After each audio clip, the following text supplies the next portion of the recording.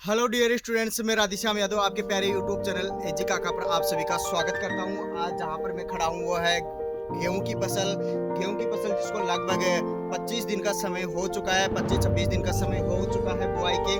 और आपको ये चारों तरफ आपको दिखाई दे रही है गेहूं की फसल, जो आपको मैं दिखा देता हूँ। ये गेहूं की फसल है, ये गेहूं के पौधे हैं जिसमें पहली इरीगेशन अभी चल रही है। ये फव्वारा सेट जो आपके दिखाई दे रहा होगा लगा हुआ है, पहली इरीगेशन यहाँ पर चल रही है। और अधिकांश फसल में पहली इरिगेशन हो चुकी है। यह है, आपको अच्छी प्रकार से देखो मैं दिखाता हूँ। ये है गेहूं के पौधे। इस गेहूं के पौधे में अगर अपन बात करें कि इसमें CRI अवस्था कौन सी होती है, आप सभी ने सुनी होगी। तो आपको मैं कुछ पौधे उखाड़ के दिखाता हूँ जिनकी CRI क्राउन रूट इनिशिएशन जो स्टेज होती है, जो बुआई के लगभग 21 दिन बाद में आती है। ये आपको मैं दिखा रहा हूँ, देखो ये होती है। ये जो आपको स्पष्ट दिखाई दे रही होगी, ये क्राउन रूट है। कौन सी रूट है? Crown root. देखो मैं आपको एक बार बताता हूँ डिटेल से। ये जो जड़ है, ये आप जो देख रहे हो, ये दोनों जड़ें, ये क्राउन रूट है। ये दो जड़ है जो आपके जमीन के नीचे होती है, और ये जड़ तंत्र, ये कहलाता है जड़ तंत्र। देखो ध्यान से, इस पौधे में पूरा स्पष्ट दिखाई दे रहा है। ये नीचे का जड़ तंत्र कहलाता है। इस जड़ तंत्र के तो ऊपर होता है ये, और ये पौधे के जमीन में क्या रहता है? नीचे। ये क्राउन रूट है।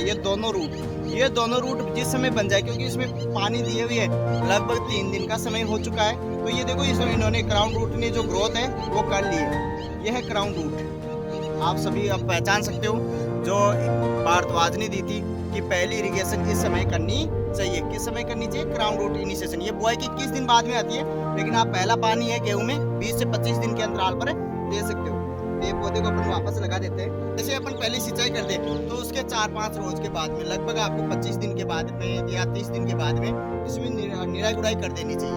निराई गुड़ाई करने से क्या होता है? जो खरपतवार, आपको देखो छोटे छोटे खरपतवार यहाँ पर दिखाई दे रहे हैं। ये देखो खरबथुआ है, ये खरबथुआ। ये देखो बथुआ के पौधे, ये बथुआ, ये यहाँ पर खरबथुआ है। खरबथुआ बथुआ तो चिनोपोडियम है, एल्बम होता है खरबथुआ, और चिनोपोडियम मुरेल होता है, और बथुआ होता है चिनोपोडियम एल्बम। चिनोपोडियम एल्बम और चिनोपोडियम मुरेल जो खरपतवार है, जो चौड़ी पत्ती वाले खरपतवार है, इनको नष्ट करने के लिए सबसे पहले तो अपन को, जैसे अपन पहली इरिगेशन कर दे उसके 5 दिन बाद में आपको निराई गुड़ाई करके खरपतवार रहित करना है खेत को। अगर खरपतवार ज़्यादा है या 2 बार आपने बुआई कर रखी है या छिटकर बो रखा है, तो वहाँ पर निराई गुड़ाई करना संभव नहीं होता। तो वहाँ पर आपको शाकनाशी रसायन प्रयोग करने होंगे।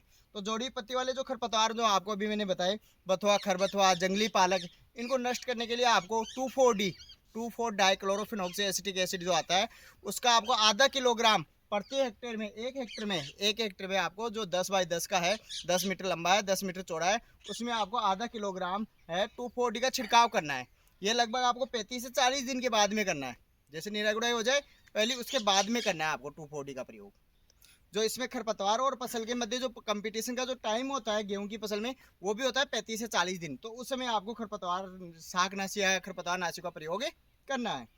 दूसरी बात रही कि इसमें अगर आज सकड़ी पत्ती वाला खरपतवार है, जैसे जंगली चई है, जैसे गेहूंसा है, इनको नष्ट करने के लिए जो मिमिकरी खरपतवार होता है, जो आप पहचान भी नहीं सकते अभी गेहूंसा कौन सा है और कौन गेहूं का पौधा है, तो इसको नष्ट करने के लिए आपको सल्फोसल्फ्यूरोन, पहले तो आइसोप्यूट्रोन काम में लेते थे, लेकिन अब उसमें गेहूं के प्रति प्रतिरोधकता आ गई, इसलिए आजकल उसके स्थान पर सल्फोसल्फ्यूरोन काम में लिया जाता है। वो सल्फोसल्फ्यूरोन आपको 20 ग्राम प्रति हेक्टेयर की दर से पूरी फसल में छिड़काव करना है। 20 ग्राम प्रति हेक्टेयर सल्फोसल्फ्यूरोन का। साथ ही आपको जो अगर चौड़ी पत्ती वाले और सकड़ी पत्ती वाले दोनों खरपतवारों को नष्ट करना है, तो इसके लिए आपको काम में लेना होगा मेड सल्फ्यूरोन। उसका आपको छिड़काव करना होगा पूरी फसल में। तो यह खरपतवार नियंत्रण जो भी करना है आपको 35 से 40 दिन से पहले या 35 से 40 दिन के अंदर ही करना है, क्योंकि उस समय उसमें कंपटीशन का टाइम होता है। उस समय खरपतवारों से सर्वाधिक हानि होती है गेहूं की फसल को।